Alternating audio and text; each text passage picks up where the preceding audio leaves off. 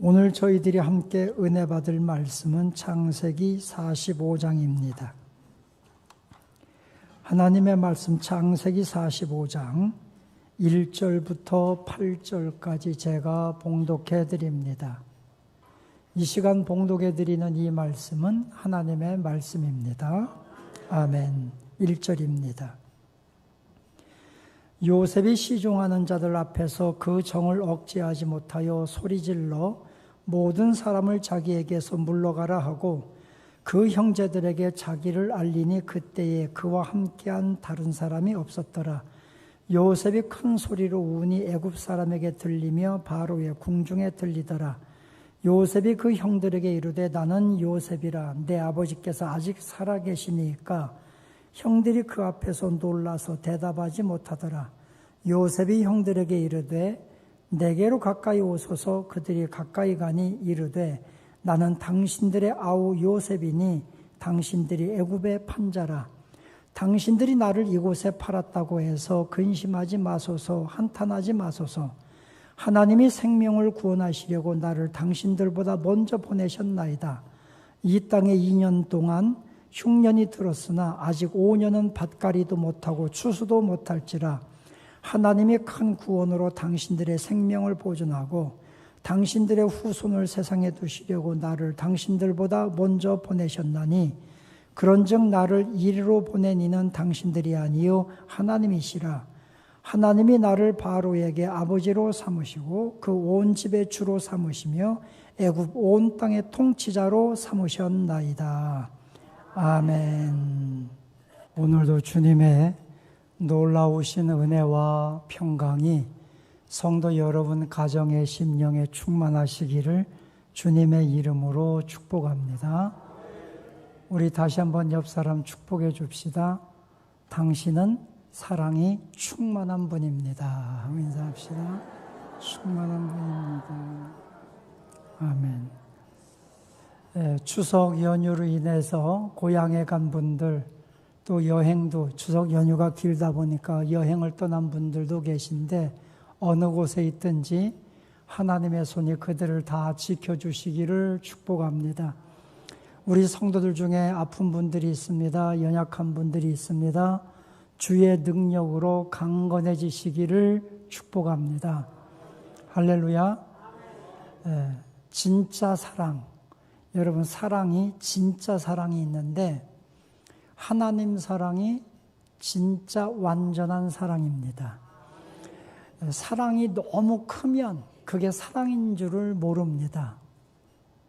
사람이 내 한계, 내가 이해할 수 있는 한계 속에서 사랑을 받으면 아, 내가 사랑받고 있구나, 저 사람이 나를 사랑하는구나 하는데 사랑이 너무 크면 그것을 사랑으로 알지를 못합니다.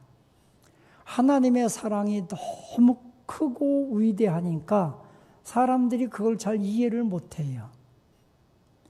하나님의 사랑은 완전한 사랑이거든요. 부모님의 사랑이 너무나 크니까 자녀들이 부모의 사랑을 잘 이해를 못해요. 뭐 그냥 부모님 나를 사랑하는 분 이 정도만 알아요. 그죠?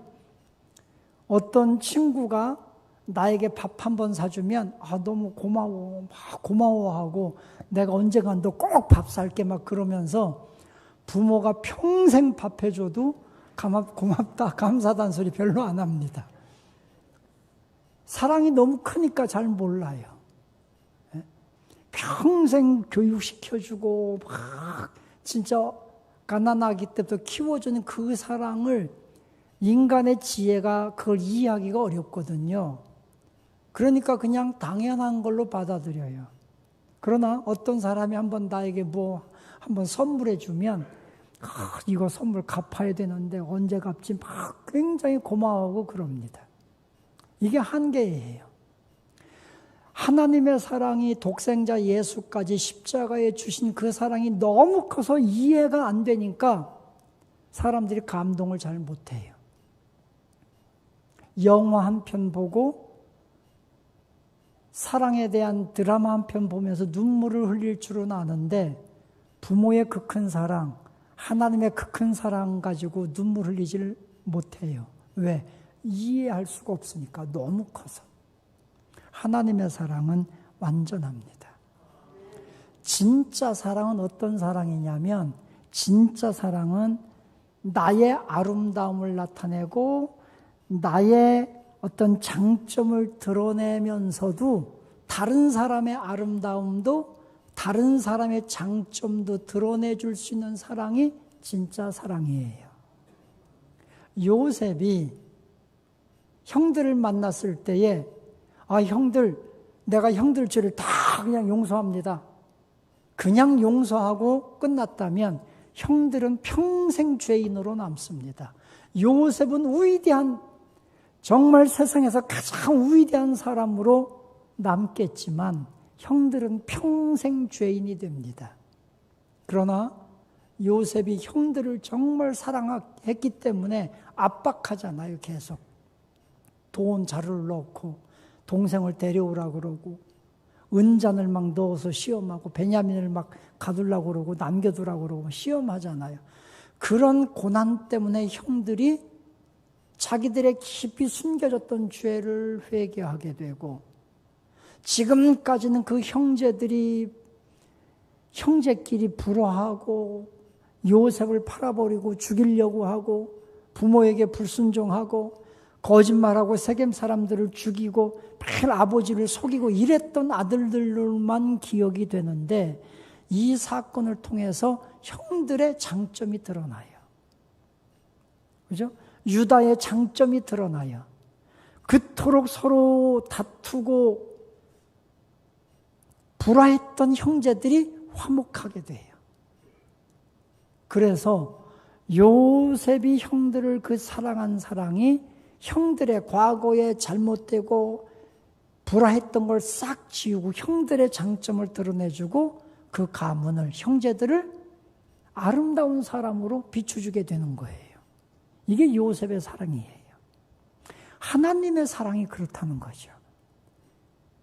하나님의 사랑이 너무나 수치스럽고 더러워지고 패역한 나를 십자가의 사랑으로 다 덮으시고 나의 장점을, 나의 아름다움을 그리스도 안에서 드러나게 해주시는 그 사랑, 이것이 바로 진짜 사랑이다. 자, 형들의 장점이 드러납니다. 형들이 회개하고 후회하고 하나님께로 돌아옵니다. 유다의 장점이 드러납니다. 그런 걸 보고 드디어 요셉이 울음을 터뜨립니다. 여기 성경 말씀 2절에 보면 요셉이 큰 소리로 울었다 이렇게 되어 있는데 우리가 먼저 성경에는 방성대곡했다 한자어로 표현했어요. 큰 소리로 그동안 쌓였던 정을 막 폭발하면서 울게 되는 거예요. 결국은 울음을 터뜨리는 거죠. 저는 여기 성경을 통해 보면서 몇 가지를 깨닫게 됩니다. 그 첫째 깨닫는 게 뭐냐? 눈물은 치유하는 능력이 있습니다. 여러분, 눈물은요, 치유하는 능력이 있어요. 저는 이 요셉을 볼 때 이 장면이 가장 제 마음에 인간적인 미를 느끼는 장면이에요. 성경에서 요셉이 얼마나 고난당합니까? 형들에게 미움받고 형들에게 죽임당할 뻔하고 형들의 손에 의해서 노예로 팔려가요. 다른 사람도 아니고 형들에 의해서.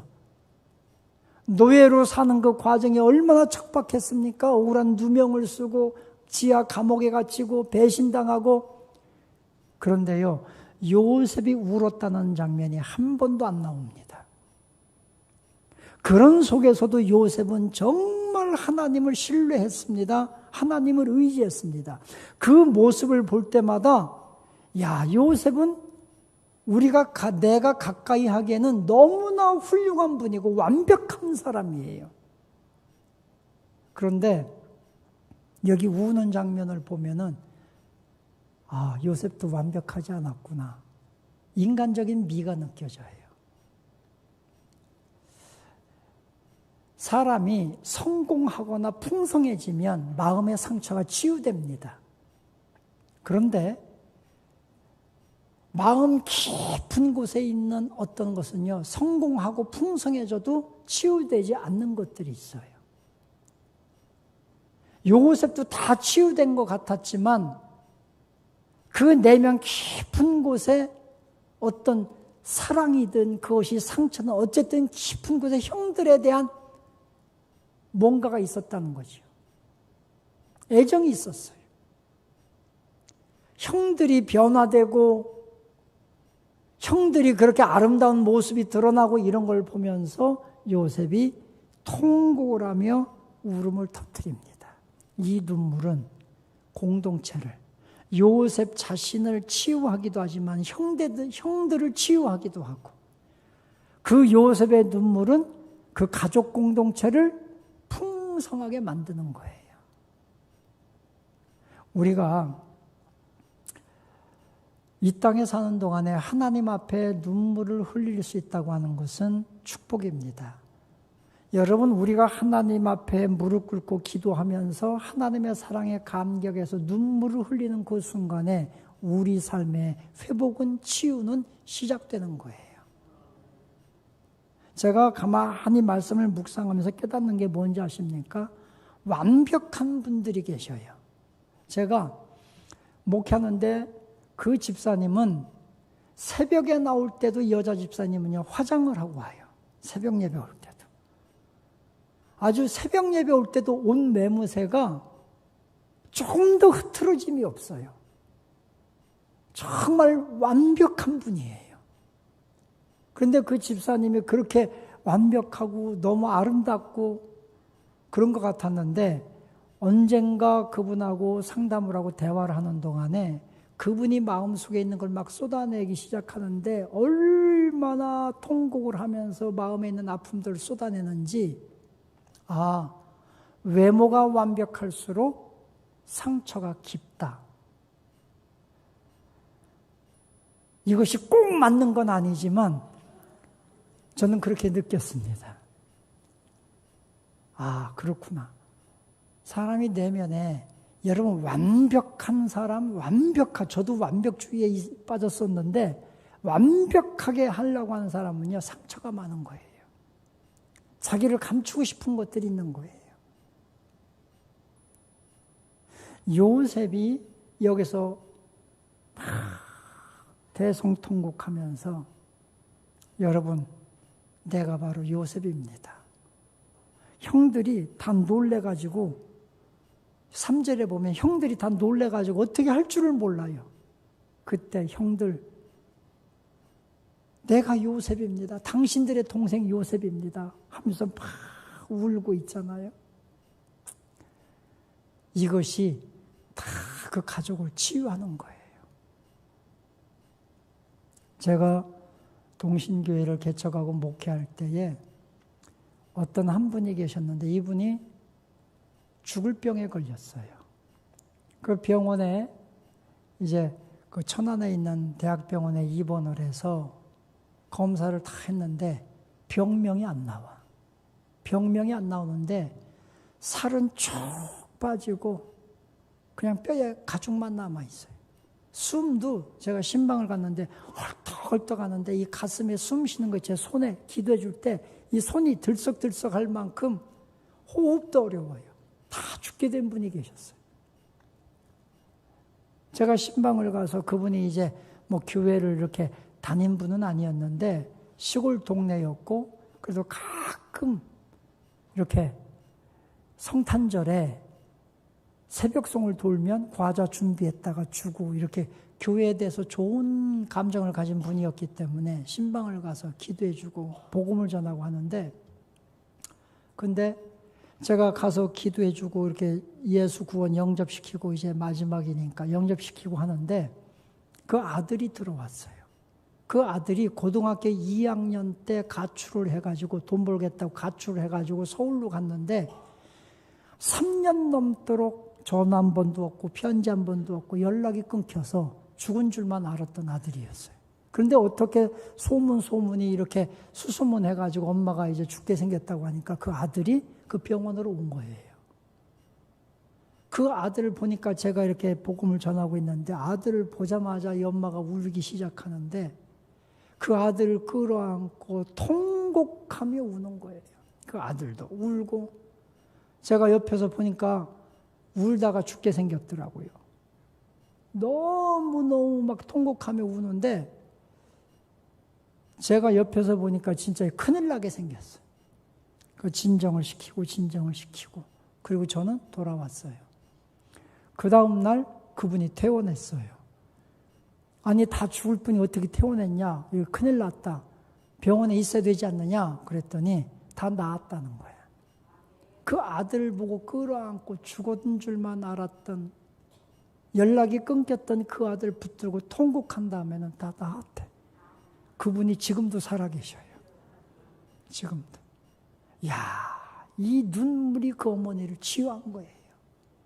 대단하지 않습니까? 예수님께서 통곡과 눈물로 히브리서 4장 말씀에 보면 통곡과 눈물로 우리를 위해서 기도하셨다. 예수님은요, 울고 웃고 이거를 자유롭게 하신 분이에요. 아이들을 끌어안고 한없이 웃으시고 고통당하고 슬픔 당한 자를 보면 우시고 나인성 과부의 아들이 죽어서 상해 나갈 때 그 과부를 보고 예수님이 눈물을 흘리셨어요.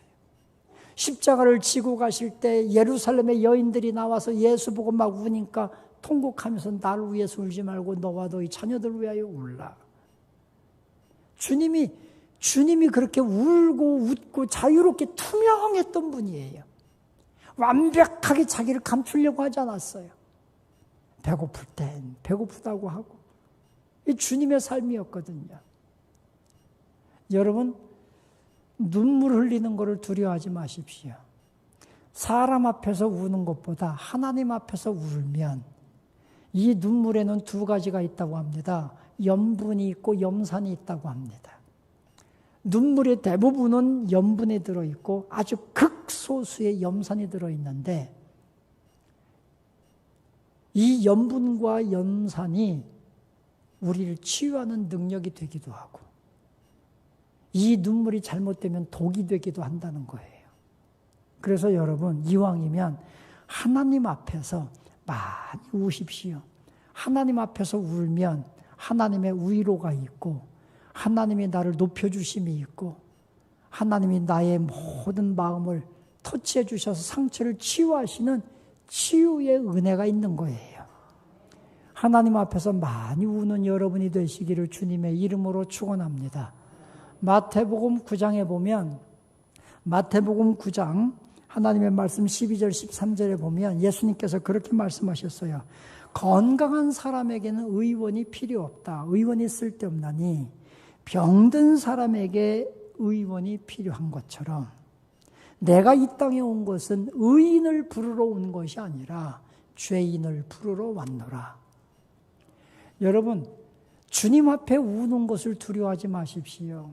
주님은 죄인을 부르러 약한 자를 세상에서 수치스럽고 고통스럽고 가난하고 병든 자를 위해서 주님이 오신 거예요.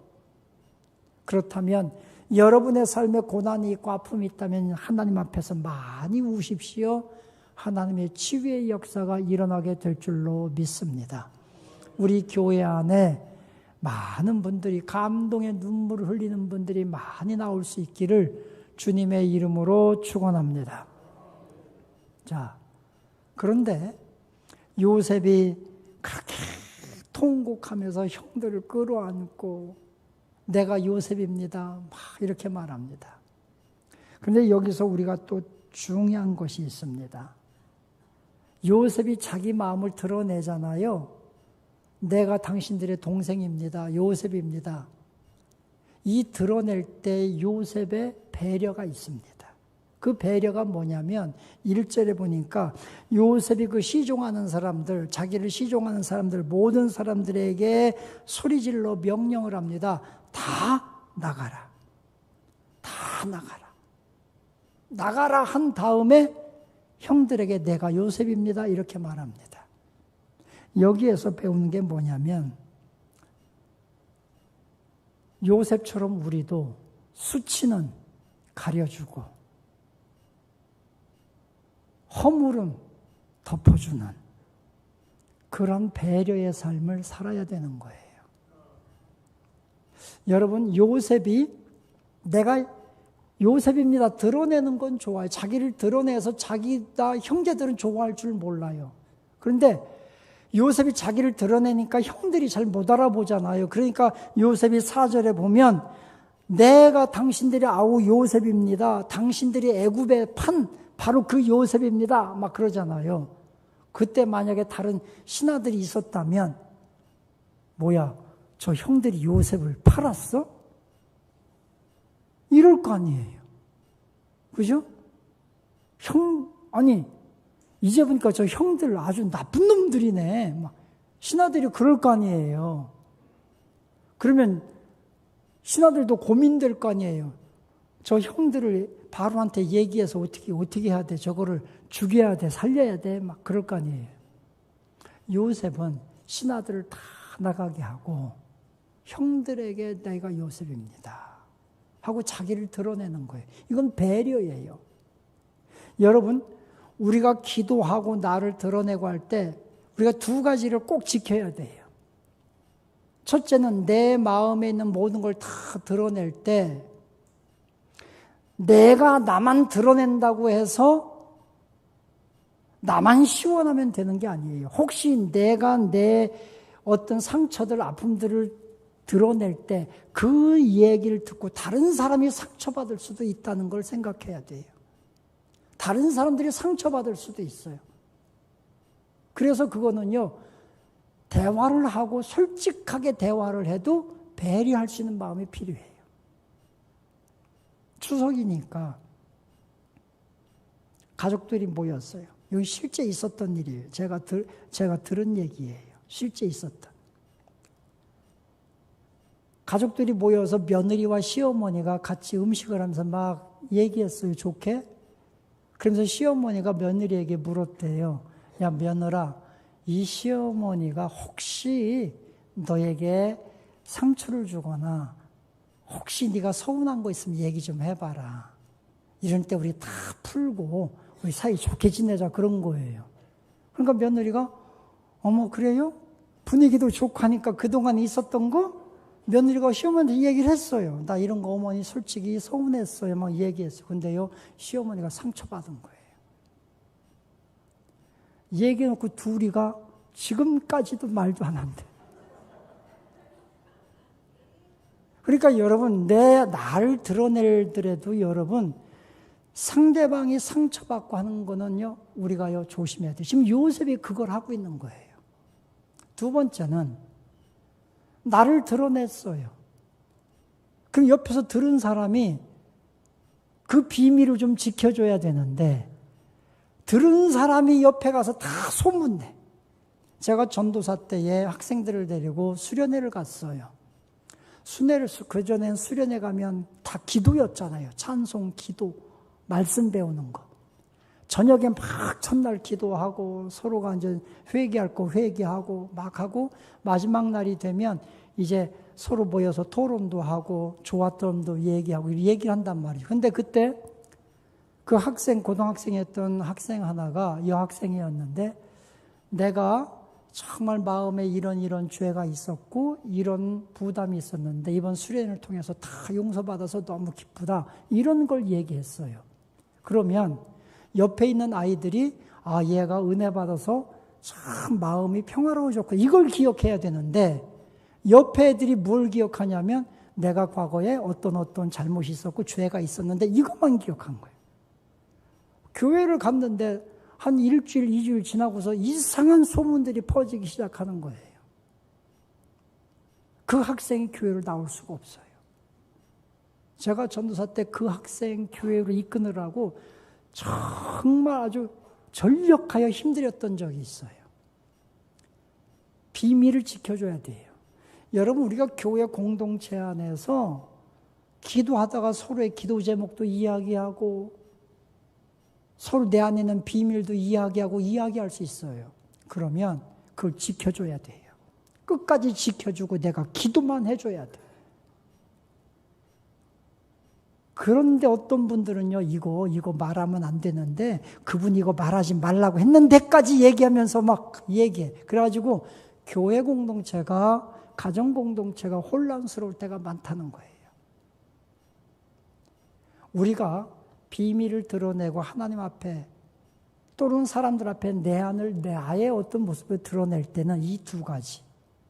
내가 이야기할 때 다른 사람이 상처받을 수 있다.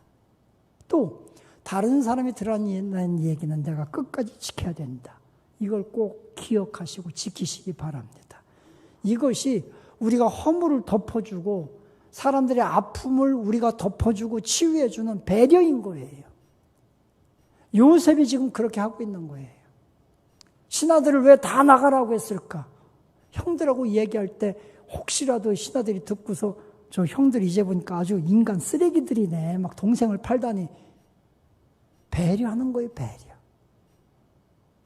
여러분, 이게 바로 우리 예수 믿는 사람들이 지켜야 될 배려인 거예요. 우리가 창세기 9장에 보면 노아가 홍수가 다 끝나고 방주에서 나와요. 그리고 농사를 지었어요. 포도 농사를 지었어요. 자, 포도 농사를 짓고 나서 포도주를 마시고 노아가 다 벌벗고 잠을 잡니다. 그때 둘째 아들 함이 그걸 보고요. 막 형제들에게 막 흉을 보고 얘기하잖아요. 근데 셈과 야벳은 이불을 가지고 뒷걸음질 쳐 들어가서 아버지의 수치를 가려줍니다. 자, 거기에서 말하는 내용이 뭐예요? 노아가 잘했다, 잘못했다 이걸 얘기하는 게 아니에요. 거기에서 하는 내용은 뭐냐면 누가 수치를 가려주는 사람이었느냐 그거예요. 누가 수치를 드러내고 어떤 사람이 가려줬느냐. 수치를 드러낸 함은 책망을 받았고 진노를 받았고 수치를 가려준 셈과 야벳은 하나님의 복을 받는 거예요. 이게 배려인 거예요. 우리 사랑하는 성도 여러분, 여러분이 가정 안에서 가족끼리 디스하지 마십시오. 가족끼리는 누가 잘했느냐 잘못했느냐, 교회 공동체 안에서 누가 잘했느냐 잘못했느냐 이게 따지는 게 아니라 허물과 수치는 덮어주고 가려주는 거예요. 그게 가정인 거예요. 우리 생명수님께 성도 여러분들이요, 여러분은 가정 안에서 허물과 수치를 서로 가려주고 서로 보듬어주고 오히려 장점을 더 드러나게 해주는 믿음의 사람들이 되시기를 주님의 이름으로 축원합니다. 형들의 프라이버시를 지켜주고 그들이 있는 걸 지켜주고 신하들의 부담을 덜어주고 지켜주고, 이것이 바로 요셉의 모습이었습니다. 자, 형들이 내가 요셉입니다 밝히고 나니까 다들 무서워합니다. 어안이 벙벙합니다. 그때 요셉이 그렇게 말합니다. 5절에 보면 당신들이 나를 이곳에 팔았다고 그렇게 근심하거나 한탄하지 마셔서, 당신들이 보낸 게 아니라 하나님이 우리 가문에 많은 사람들의 생명을 살리려고 하나님이 나를 이곳에 보내신 겁니다. 8절에 보면, 7절에 보면 하나님이 큰 구원으로 당신들의 생명을 보존하고 당신들의 후손을 세상에 두시려고 나를 당신들보다 먼저 보내셨나니 그런즉 나를 이리로 보낸 이는 당신들이 아니요 하나님이시라. 하나님이 보냈다는 거죠. 그래서 오늘 여기 세 번째 깨닫는 것이 뭐냐? 모든 것을 합력하여 선을 이루시는 하나님, 그 하나님을 신뢰하자는 거예요. 요셉은 지금 자기가 수없이 고난당했어요. 형들에게 팔려가고 노예가 됐어요. 너무너무 억울한 그의 상황이지만 요셉은 그 모든 환경을 어떻게 해석했느냐? 하나님이 나를 먼저 보내서 우리 가족을 살리고 많은 사람들의 생명을 살리게 하려고 나를 먼저 보내신 겁니다. 형들이 보낸 게 아니라 하나님이 보내신 겁니다. 이렇게 해석을 하는 거예요. 이게 믿음의 해석의 틀이에요. 여러분, 우리가 이 땅에 사는 동안에 우리가 고난을 당하고 어려움 당할 때 우리는 그 고난에 대한 해석의 틀이 있어요. 대부분의 많은 사람들은 다른 사람 탓을 해요. 누구 때문에 내가 이렇게 고난당하고 저 사람 때문에 내가 이렇게 억울하고 그렇게 해석을 해요. 그러나 예수 믿는 사람은 누구 때문에가 아니라 하나님이 이렇게 하셨다.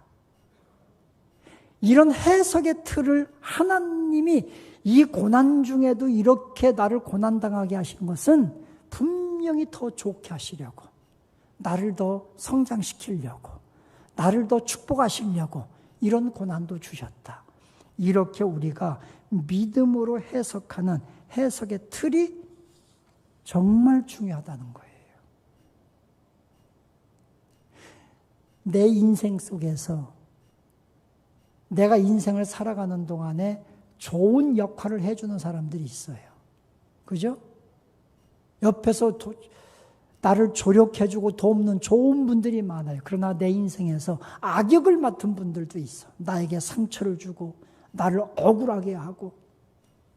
근데 돌아보면요, 내 인생에서 악역을 맡았던 그 사람들 때문에 내가 더 기도하게 됐고, 그 사람들 때문에 내가 더 하나님 앞에 매달리게 됐고, 하나님을 신뢰하게 됐고, 그래서 돌아보면 내가 나된 것은 그 악역들 때문에 하나님이 주신 은혜로 내가 여기까지 오게 됐더라는 거예요. 모든 걸 합력하여 선을 이루시는 하나님이시기 때문에 나쁜 일, 고통스러운 일, 내 삶을 분노하게 만드는 일이 오지만 결국은 돌아보면 이것 때문에 하나님이 나를 더 사랑하셨고 더 복 주셨고 나를 성장시키셨다라는 거예요.